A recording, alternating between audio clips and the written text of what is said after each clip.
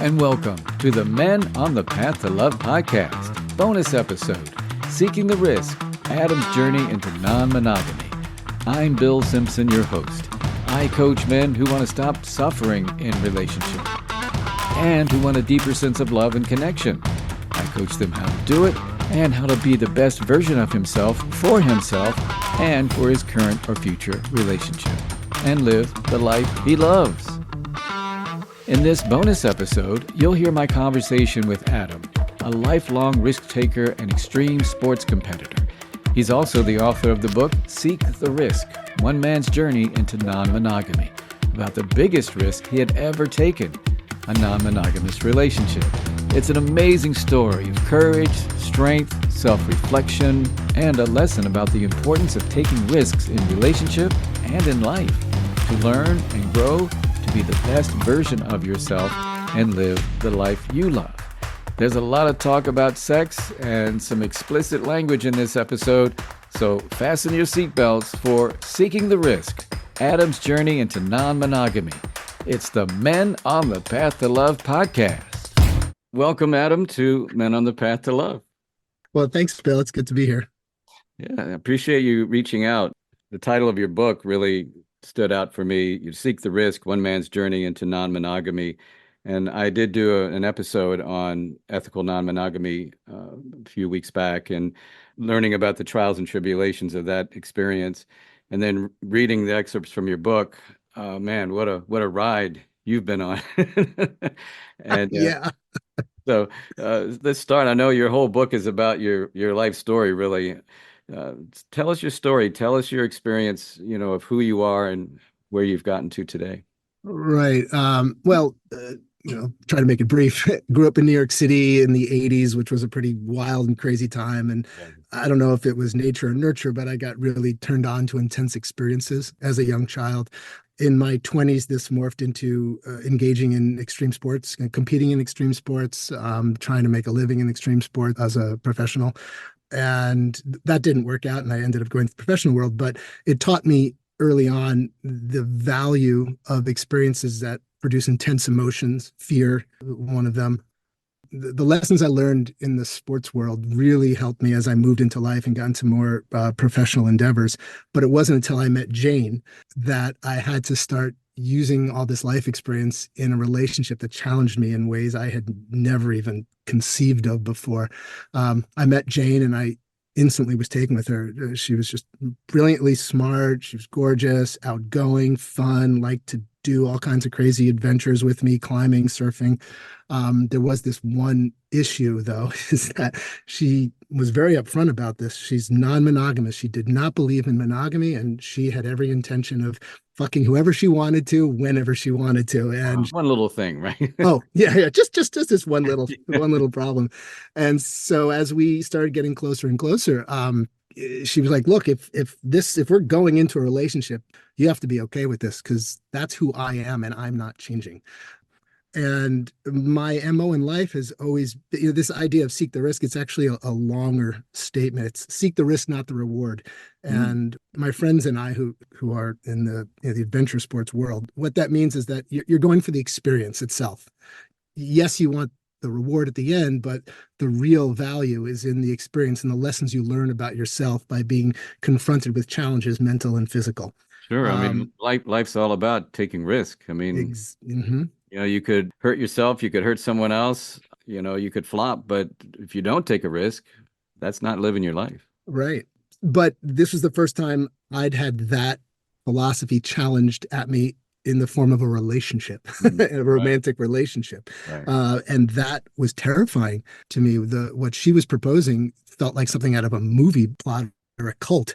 And I'd had a couple threesomes with my girlfriends in the past, and I felt I was pretty sexually experienced for that. And she was like, oh, that's adorable. Like that was nothing compared to what she'd been.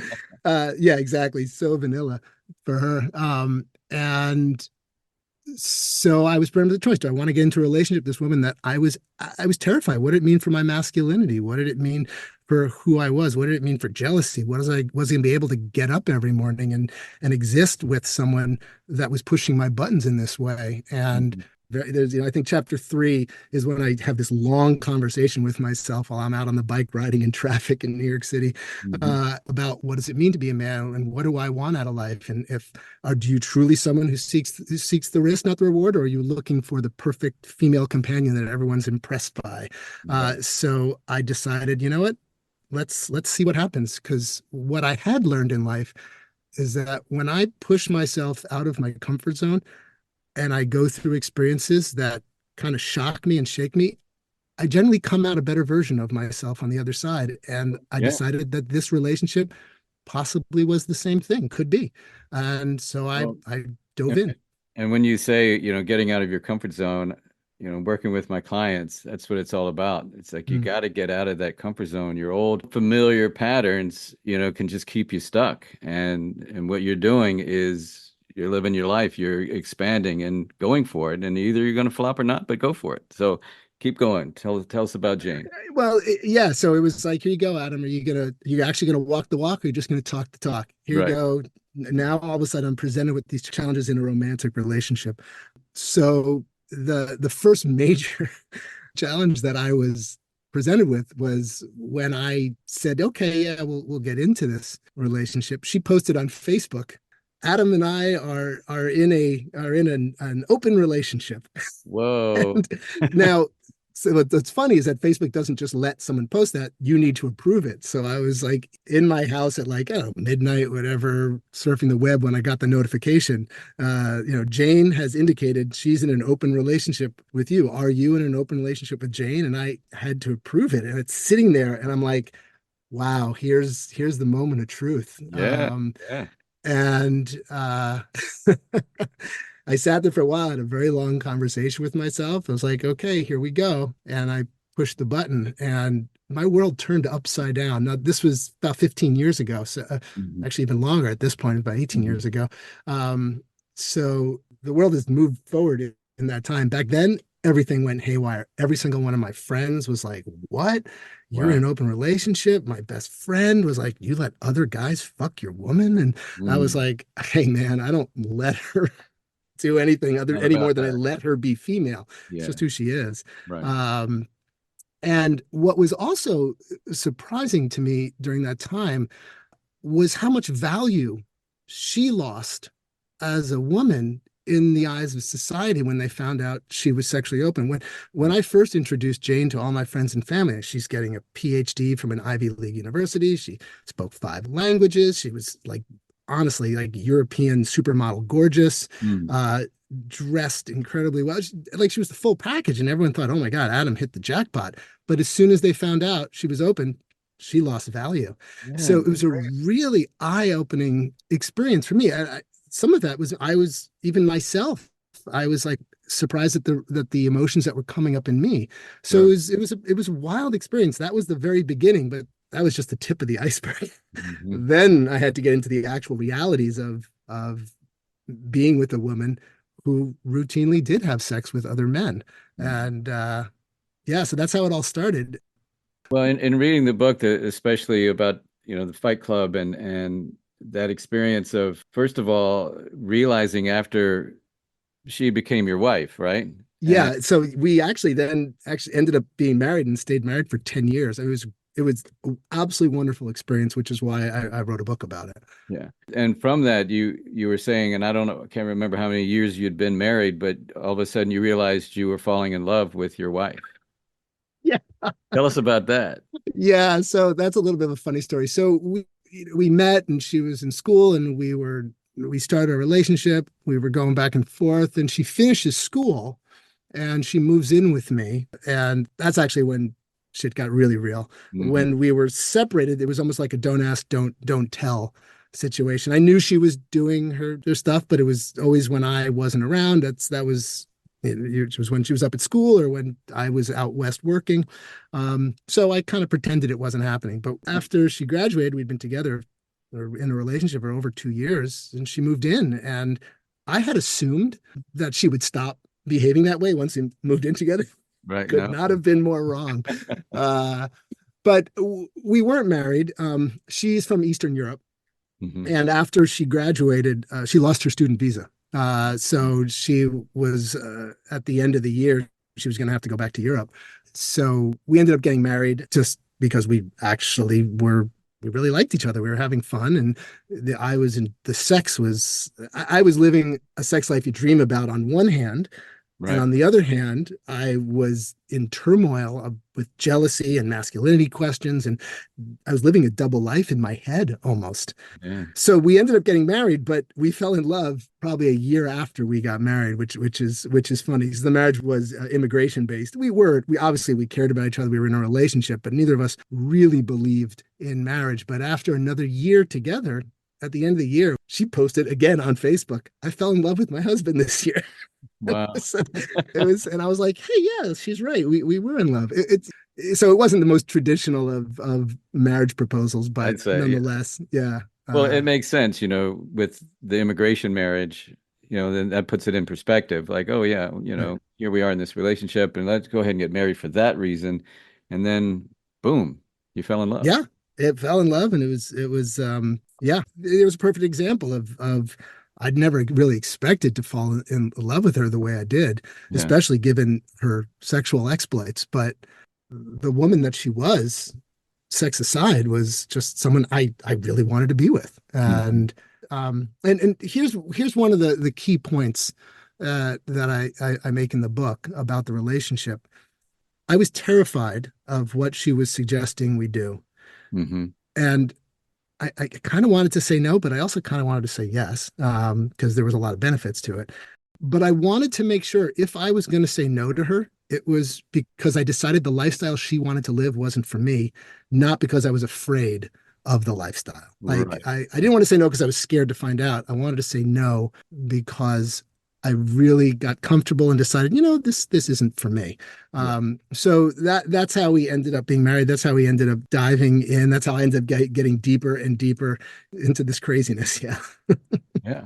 Well, and in this chapter, you talk about the friendship with Sophie. Oh, the Fight Club chapter. Yeah. Fight Club Yeah. chapter that I was reading. And first of all, tell us that story because it led up to what I was reading from you, like so much vulnerability and so many feelings that were stirring up inside of you. Tell us that story. Sure. I'll give a little background first. In that any intense experiences that bring emotions to the surface for me, I know, okay, there's a chance to work on myself if these emotions are negative emotions and they're self-inflicted negative emotions and such. Um, so one of the reasons I dove into this relationship was specifically for that. I wanted to learn more. I knew that the non-monogamy was going to be an incredibly sharp knife that would, cut into my soul. Sure. And I figured that was going to be a great way to look under the hood and find things out about myself I never knew were there. Hmm. And this all comes to a head in chapter 9, which is Fight Club, which is the real pivot point in the book, where after I go through all this craziness and I finally get to the root of a lot of the issues that are driving me crazy. And so the chapter is about a friend of hers named Sophie. All names are changed in the book, and I'm Yeah, I figured anonymous. It's the such I same. should tell all your listeners that everyone's anonymous. I'm Yeah. anonymous. Hmm. So Sophie was a PhD friend of Jane's that they had this great little fun relationship. They were party animals together. They went out. They didn't have a sexual chemistry. Sophie was a lot more conservative than Jane was. So their wildness was purely kind of fun, partying out, running around New York City.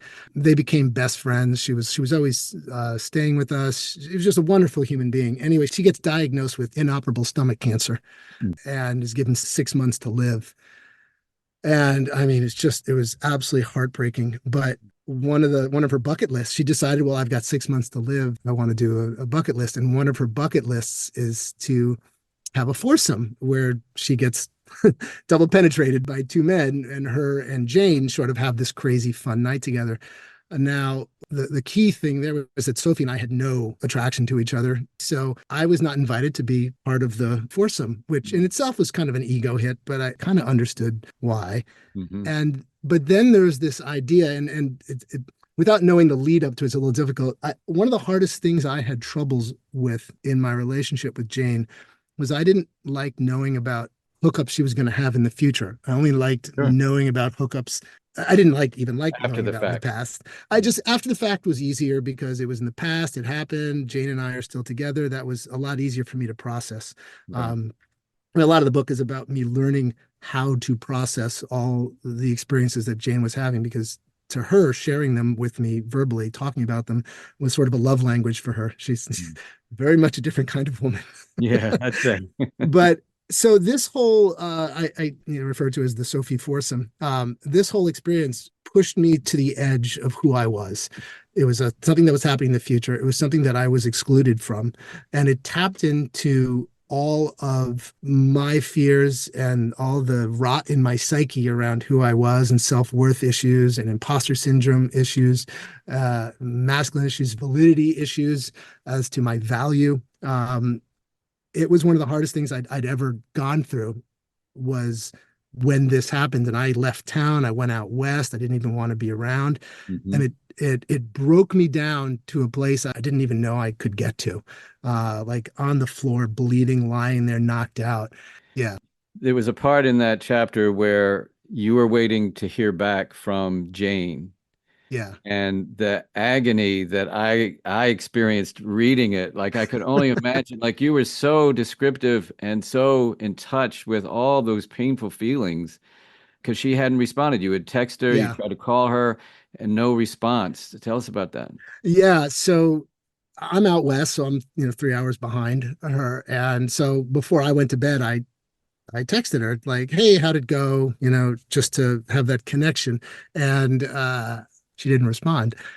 I called, she didn't answer. I was like, okay. So I went to bed. I'll wake up in the morning because of the time difference. I'll have messages. I woke up the next morning, no text, no Mm. phone call.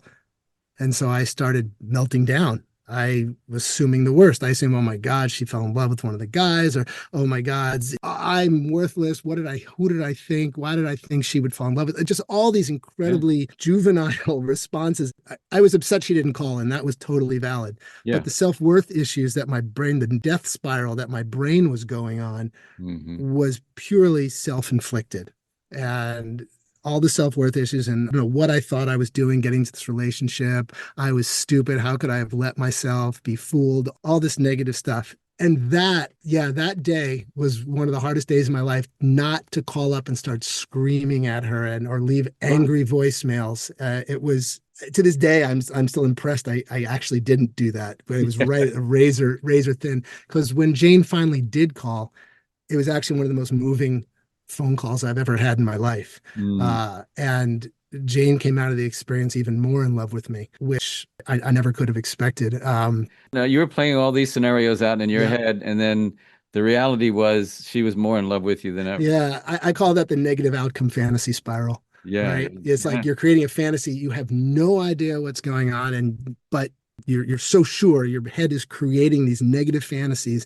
Oh, I know this is what's happening. I'm gonna so angry. I'm gonna yeah. When you don't get that response, it's natural to have those thoughts. Absolutely. And in all fairness, it was kind of bullshit. She didn't, and she admits it. Now she's like, yeah, that was shitty. Totally should have checked in. I'm really sorry. But again, once we did speak, we spent 2 hours on the phone. She described the whole night to me, which sounded like one of the most beautiful experiences for Sophie, who was going to be dead in a few months, Mm. to get to experience something she never even knew she wanted. And again, Jane and I came out of the experience even more connected. In her eyes, I had completely supported her during this endeavor, which outwardly I had, yet inwardly I was in complete turmoil. Yeah, it makes And sense. yeah, but what was interesting about that whole experience, and after it's over, I go back to the videotape, so to speak, and I run through all the emotions and everything that happened with me, and I really tried to figure out why the negative outcome fantasy, the death spiral of emotions had been so intense. Why I had been making up instead of just waiting. Yeah, okay, waiting was tough. Why had all this happening? And during that period, and I really explored. The hood was open on me. My heart was exposed raw to the world, and I dove deep into who I was to find out where those negative emotions were coming from. And I found out there was a lot of imposter syndrome, fear that I was still holding from childhood about being excluded from Mm. stuff. That I was carrying this stuff with me, and I didn't realize how much it was affecting my everyday life. And that was a perfect example of the reason I got into the relationship about seek the risk, not the reward, is that experience, the Sophie Forsom experience, allowed me to see into my soul in a way I don't think I could have any other way, and allowed me to make some changes and to address some things that are allowing me to have a much better life now. Yeah. I mean, that was the prize right there. It was a horrible experience, but I learned so much about myself in it. And right there, that was the whole point. I got into the relationship. I thought I'm going to learn a lot about myself here. That's amazing. And did you go through any therapy or anything?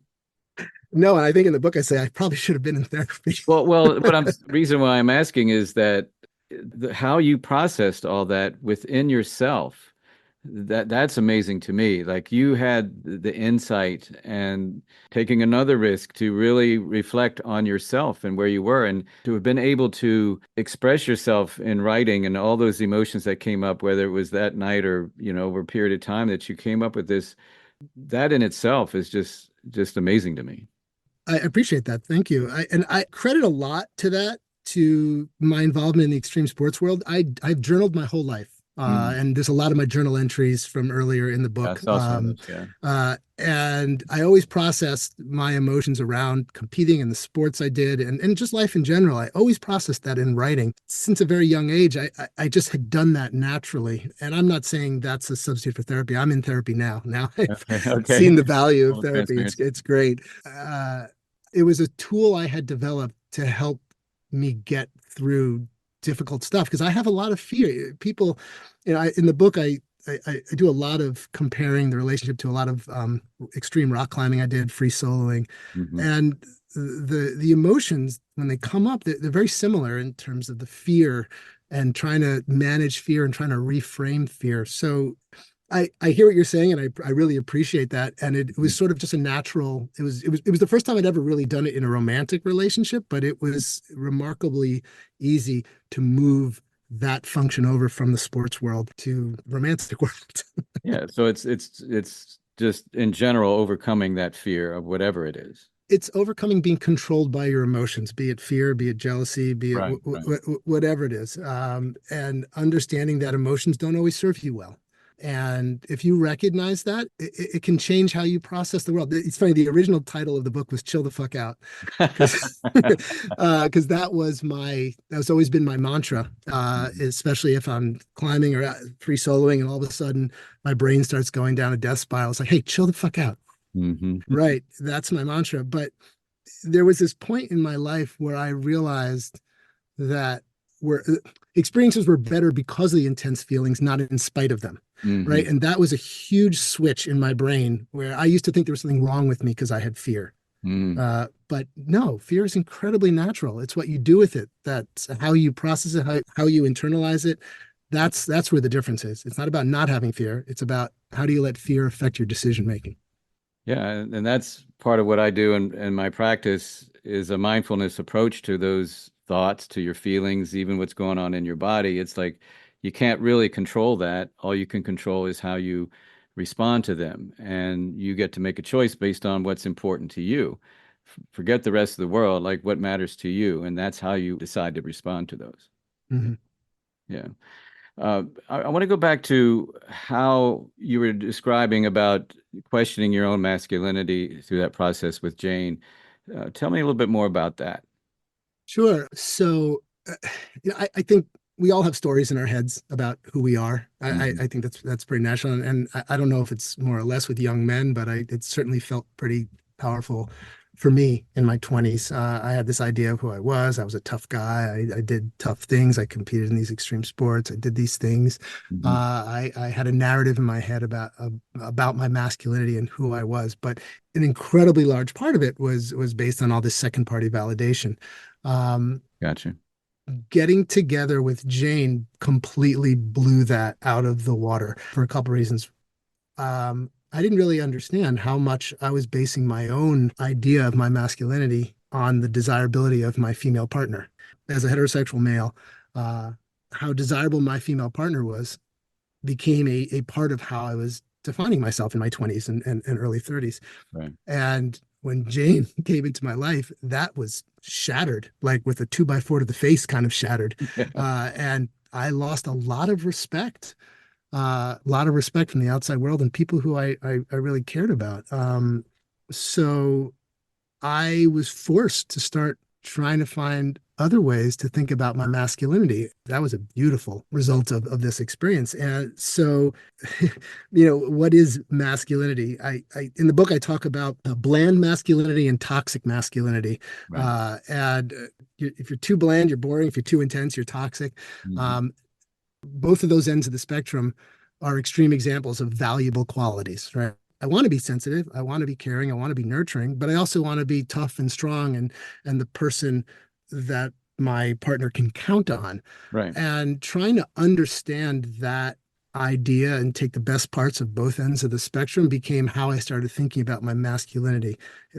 How do I want to behave? That's what it means to be a man. I want to be confident in the choices I make, choices in terms of how I behave, to be the ones that people say, "Wow, that's a quality individual." And making that transition from this second party validation about my heterosexuality into, "Wow, there's a strong guy who cares for people, who's tough, who does the right thing, who knows right from wrong." That's how I started thinking about my masculinity. Now, I was by the time this was all going on, I was in my early 40s, and I Hmm. don't know if I would have had the wherewithal to do it when I was in my 20s or even early 30s. I think I needed the experience of going through all that life to get to the 40s in order to make that transition possible.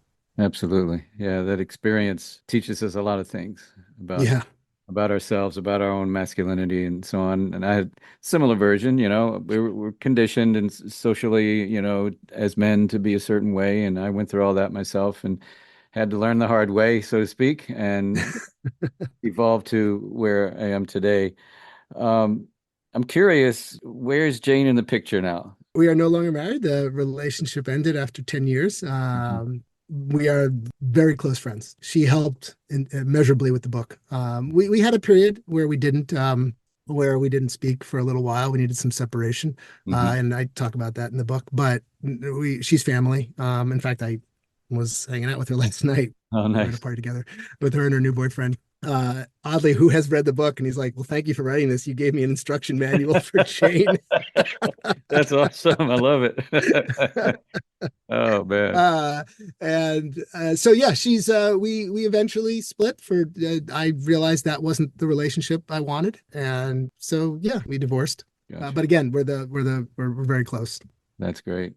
Um, Adam, I can't tell you how much I appreciate you taking the time today to show not only your strength and your courage, through your vulnerability and all of your experience and having the courage to share it with folks in writing, like, to the world, and Yeah. I think men reading this book certainly can get something out of it, a lot out of it. Any last minute words you want to say before we wrap things up? Well, I think the book was also another example of seeking the risk, writing it Yeah. and opening up. It was honestly, writing the book was the hardest thing I've ever done in my life. It took me 2.5 years. I wrote it during the pandemic, Hmm. um, and I was sequestered, and it was so hard. And I had the most brilliant editor who actually is has known me my entire life, so he could call bullshit on me Uh, over and over again. It was great. So the writing the book was really an incredibly wonderful experience. It was really hard. Even publishing it was very scary. But again, because it was scary, I knew there's a chance I'd come out a better version of myself on the other side, and that's exactly what happened. The response has been incredible. I've probably gotten over 200 emails from men and women who have said, "Oh my God, thank you for writing this. I wow. didn't know that other people had these feelings. It's so great to read about that." And that has been a wonderful experience. So I hope people check it out. And Yeah. If folks want to check it out, how can they get access to that book? yeah, I have a website for the book, seektherisk.net, seektherisk.net. And in there's links to wherever you like buying your books, be it Barnes and Noble, Amazon. There's an Audible version of it where Jane and I read our parts. Oh, cool. I love that. It's on Spotify too. If you're a Spotify subscriber, it's included in your subscription. Nice. And if you want to email me directly, you can reach me at adam@seektherisk.net. I respond to all emails I get. from people. Okay. So, and I love hearing people's thoughts about the work. So please reach out if you're interested. Great. And I'll have all that contact information in the show notes for folks Hmm. who didn't quite get that. Um, and again, Adam, thank you so much. I wish you much success with your book. And you mentioned 200 people emailing you, even though you weren't looking for outside validation. Man, look at that. Boom. It's so Yeah. nice. Yeah, it's just I just like that people are engaging with the art and enjoying it. Honestly, I wrote the book for me, Yeah. just to get it out there and to try something I'd never done. And to have the response that I've been getting has been wonderful. That's great. Well, I wish you the best, good brother. And Thank you, Bill. And I appreciate you having me on. I really do. Thank you. my pleasure. Thanks so much. Thanks. Bye. And that's going to do it for this episode of the Men on the Path to Love podcast, bonus episode, Seeking the Risk, Adam's Journey into Non-Monogamy. Thank you for listening. And thanks again to Adam for sharing his amazing story. You'll find Adam's contact information in the show notes. Now, coming up on the next episode of the Men on the Path to Love podcast, how would you like to make your spouse or partner feel loved? That's what relationships are all about, right? Well, in the next episode, I will give you tips straight from what my women clients have said over the years and what research says. Please join me for Love in Action, How to Make Your Spouse or Partner Feel Loved episode. And if you have an idea or topic for the show, please let me know by visiting my website at menonthepathtolove.com. Contact information's right there, and you can even register for a free coaching session with me. And you can download my free cheat sheet, 5 Ways to Communicate Better in Relationship. Once again, it's at menonthepathtolove.com. And as I continue to fulfill my love mission, I am asking your help in spreading more love in the world by letting folks know about this podcast. Please share the link and share the love. And until next time, keep your heart open and stay on the path to love.